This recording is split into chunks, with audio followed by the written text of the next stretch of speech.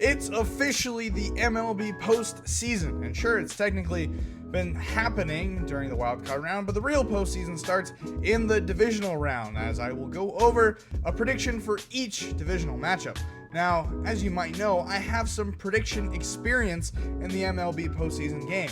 Some of the best predictions I made last year was the Rangers making it all the way to the World Series. I predicted that from the wild card round, or I predicted the Arizona Diamondbacks beating the Phillies in the NLCS. But again, new year, clean slate, getting right into the predictions, starting off with the first matchup, that being the Detroit Tigers taking on the Cleveland Guardians.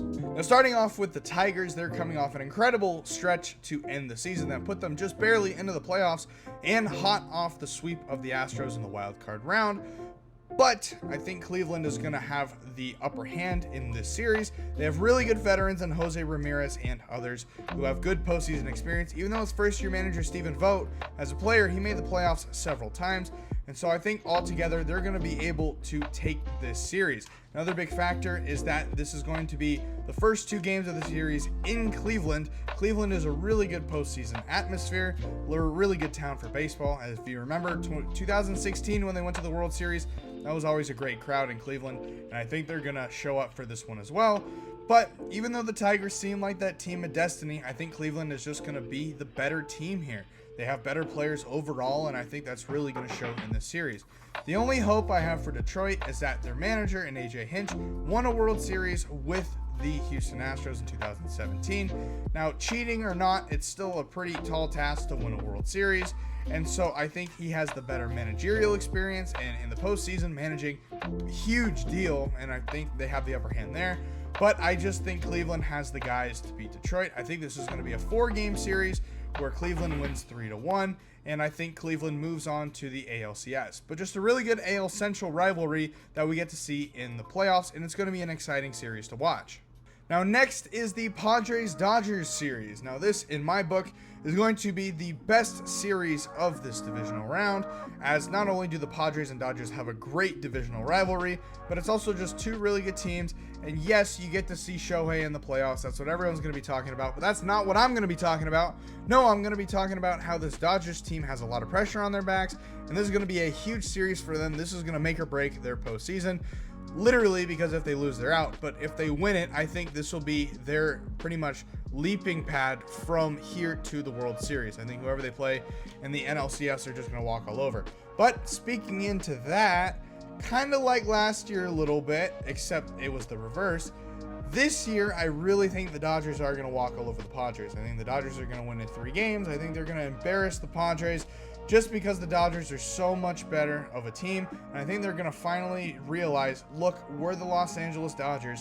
We can crush whoever we want, and we're going to do that. We spent all that money in the offseason, and we're going to make it work. So I think the Dodgers are going to cakewalk this series 3-0.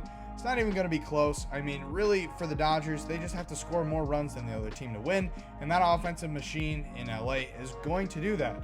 So I think the Dodgers move on to the NLCS rather easily.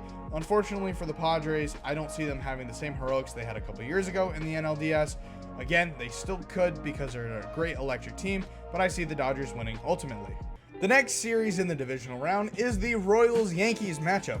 Now, this stoic matchup from the 80s, that being the George Brett-led Royals teams and the Don Mattingly-led Yankees teams, was a fierce rivalry where I believe they faced off in the ALCS, I think like 4 years in a row or something crazy like that in the 80s. But again, this rivalry rejuvenated with the youth of Bobby Witt Jr. on the Royals side, and of course on the Yankees side, you got Aaron Judge and his tag team buddy Juan Soto.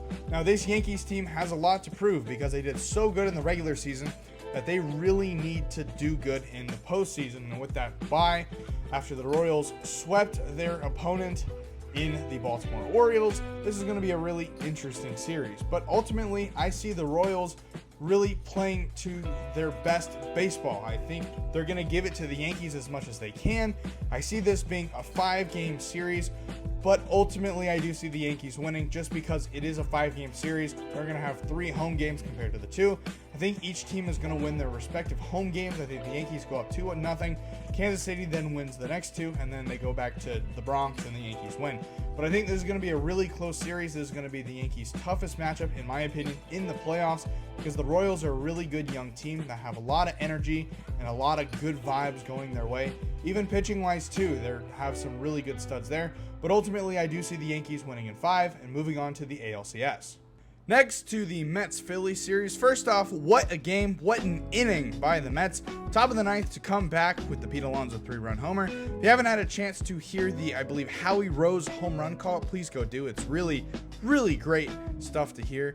But again, this series, another divisional series, in the divisional round between the Mets and Phillies, I think this one is going to go the distance. I really do think this is going to be a 5-game series. I think the Mets, though, if they want to win this series, they have to win games early. They have to win the first couple of games. They at least have to go 1-1 in Philadelphia, and maybe then take it home and clean it up. But in my mind, this has Phillies written all over it. Phillies in 5. And I think they're going to beat the Mets. They're going to realize after a couple of games, wait, we're the Phillies. We're much better than the Mets, and we own the Mets. And then they'll realize it. Now, again, as I said, the only way I see the Mets winning is if they either win in 3 or 4. They have to jump out ahead, get to a hefty lead, and kind of just bury the Phils where they stand. That's, in my opinion, the only way the Mets have a chance.